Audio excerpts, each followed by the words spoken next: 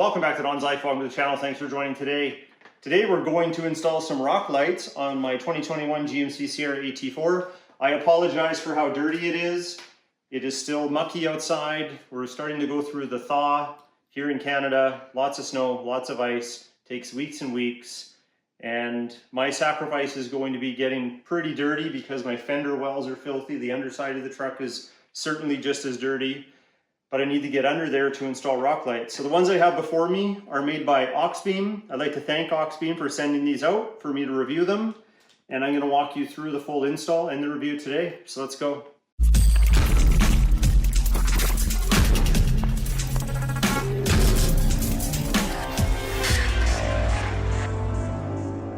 So before we do any installing, let's have a closer look at the product. So these are Bluetooth controlled. So you're going to control them wirelessly with your phone.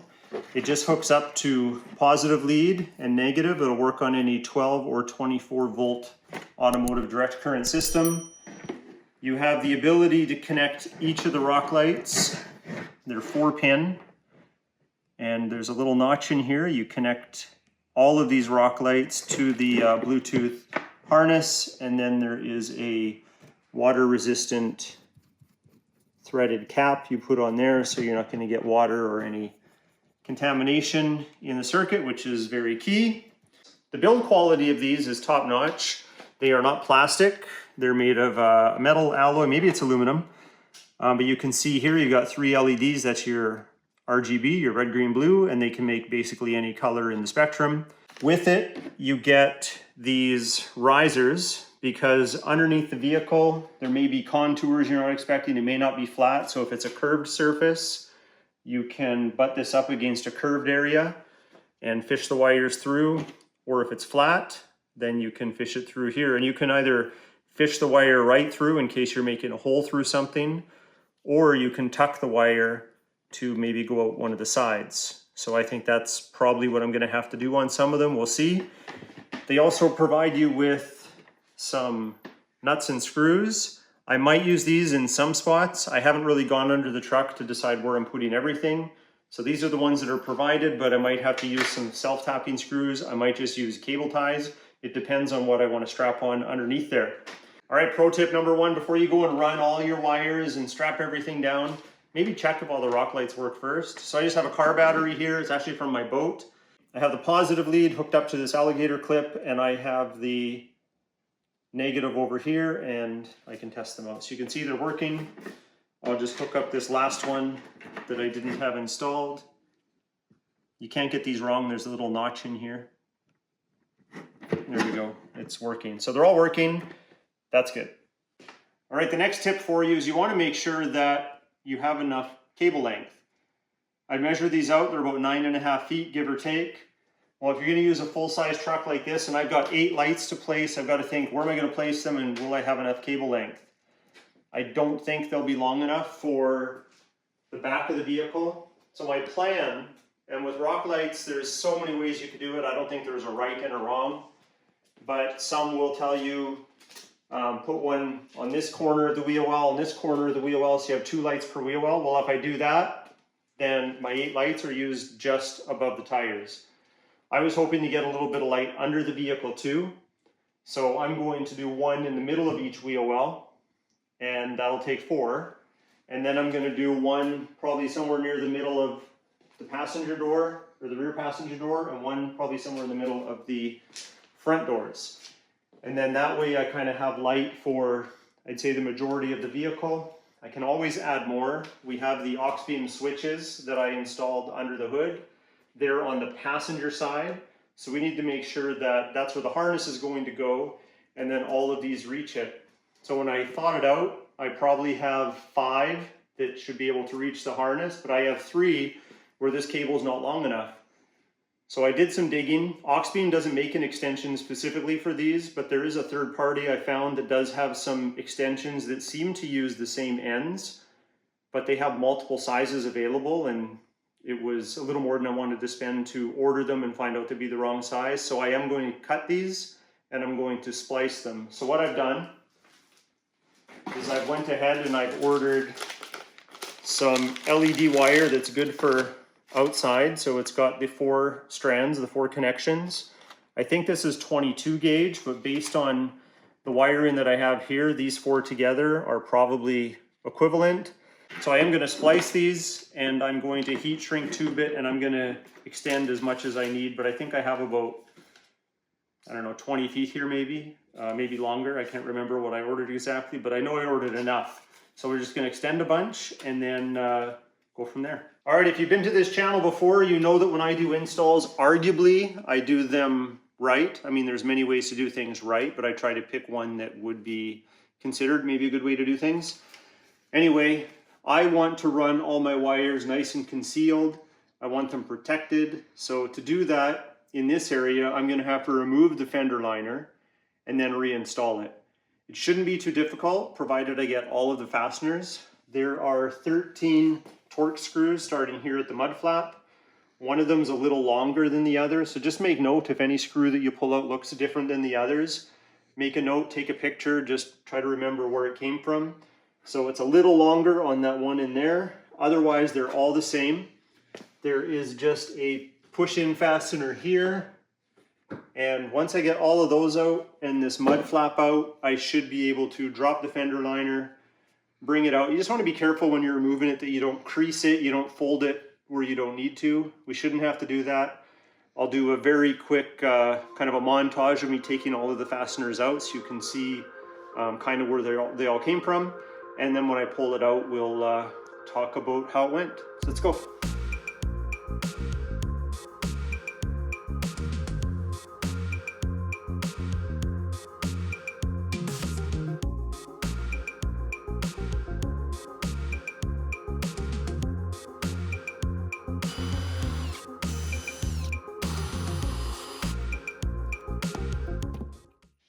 Sorry, there's 14 Torx screws. There is that one fastener there, and there is the plug that goes in for the mud flap. All that's out. So now we should be able to gently take out the fender liner.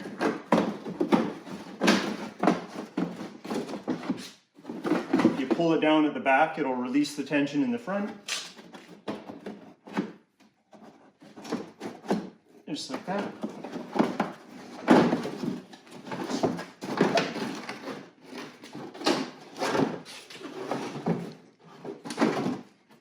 And there we go. It's a dirty job, I tell you. Okay, we're gonna get started on the back fender well in a second. You're gonna notice these pieces of tape laid out here. That is my planning for the spacing of all the lights. So with this truck, with its wheelbase, it's about 49 inches if I want to keep the bulbs evenly located. I know some will be higher and lower, but I think having them evenly spaced is probably a good strategy. Anyway, let's take this fender well out. There are 18 Torx screws that I can count. We have to do this mud flap, that mud flap, and then there's a couple of these. They're like a 10 millimeter plastic hex has to come off. And then there's a kind of a disc up here that you can just loosen by hand. It's like a big washer. And you just unthread it like this with your hands. And it comes right off and falls on the floor.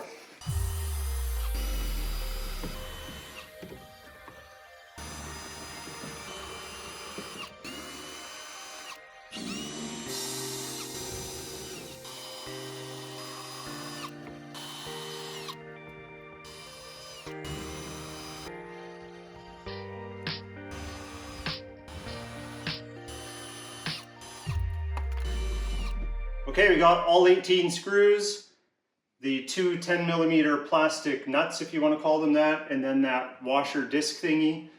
And now we'll take out the fender liner. Should be pretty simple. Yeah, there we go. We just don't want to crease it.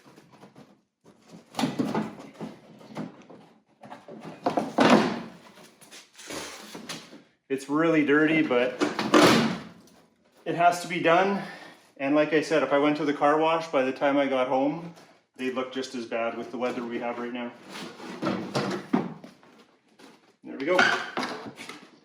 Obviously, I got to do the other side. I'm not going to make you stick around and watch that. I'll leave that out of the video, but assume that it's pretty much the same thing, but I'm gonna do it even quicker because I'm experienced doing this side.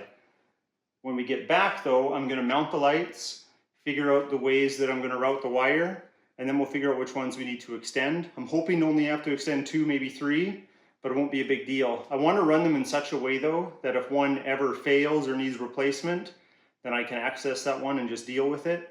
So you may see me go with some lights this way, some go the other way, all making their way to where the switch box is going to be, where it gets its power. But anyway, stay tuned, we'll keep going. All right, for the front fender well, I think I'm going to mount the light right here. So I am going to use this riser because it's going to allow me to tuck the wire like this and have it come through this natural break. And I can secure this just in here. So I have a drill and I'm just going to pre-drill the holes for the bolts to go through, but I think right around in this area should be good.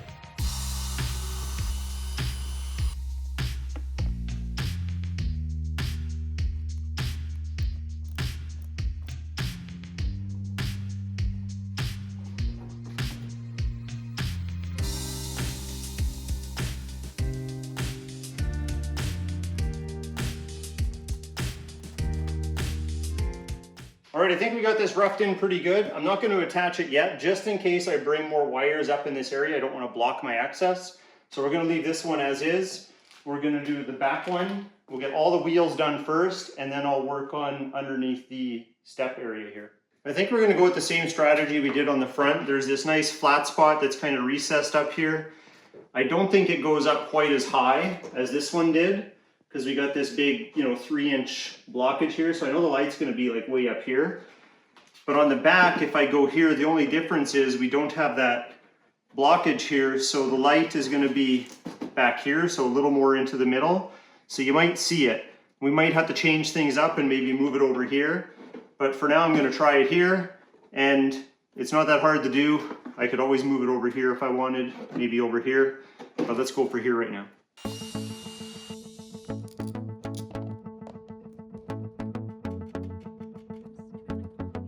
All right, we're going to put the rear fender liner back in. We got the rock light secured, and we're going to run the wire down the front here and let it just hang down.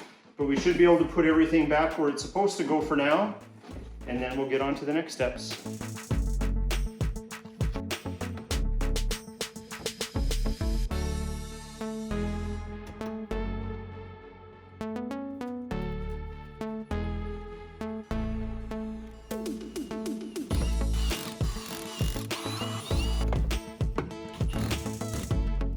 All right, this one's in, it's complete. You can see the wire dangling there. I'm gonna hop over to the other side and do it. I'm starting to think I'm gonna run all the wires across to the passenger side and then up along the frame rail to where the switch is gonna be.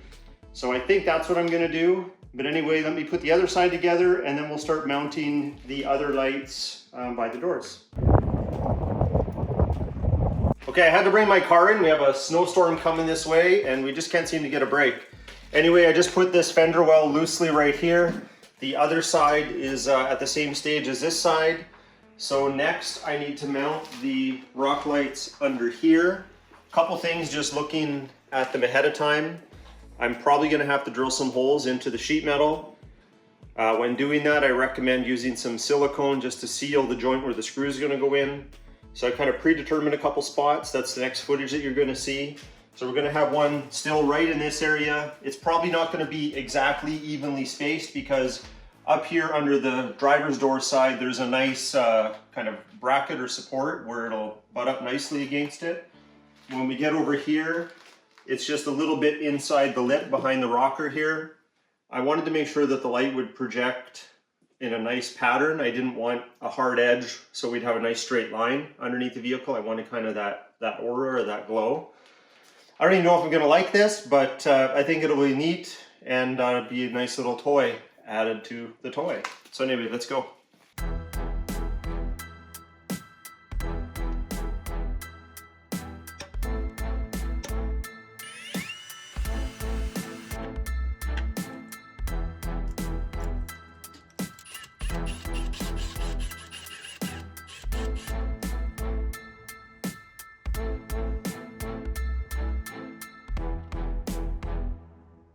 Okay, pretty much all the rock lights are mounted, except I don't have the fender well in on the passenger side because my harness is going to come up through this side.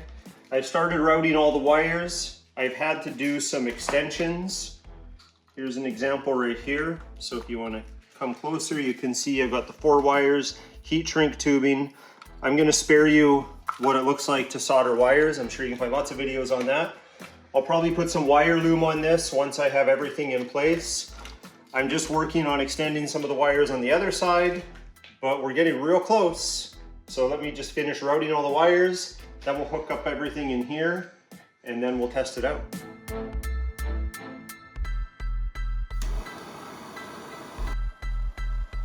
Now before you go and start running all your wires, and especially if you're doing soldering, go test it first to make sure it works. Because once you put everything away, you won't be very motivated to take it all apart and try and find out what didn't work. So we're going to test this now, make sure it works.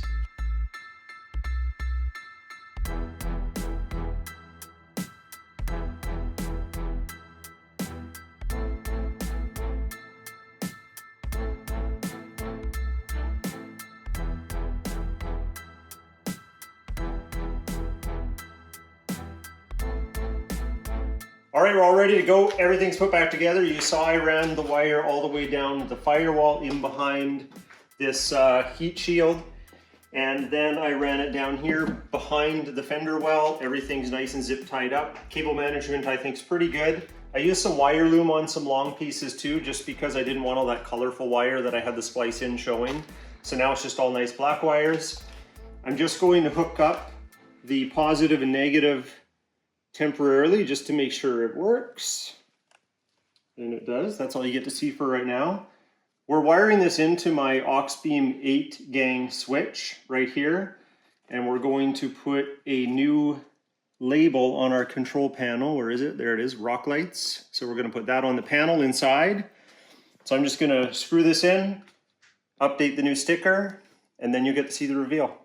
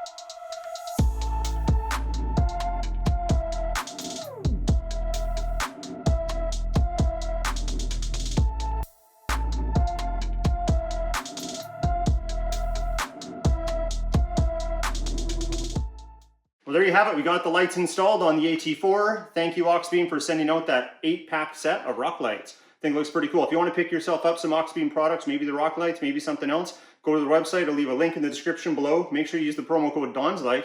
Save yourself some money. You probably noticed behind me, we've got a packed garage again. We always have projects going on here, so please consider subscribing if you're not a subscriber. And if you are, well, thanks for the support. We've got the BMW M4 almost ready to take out on the roads again. I just had to put the carbon front lip on.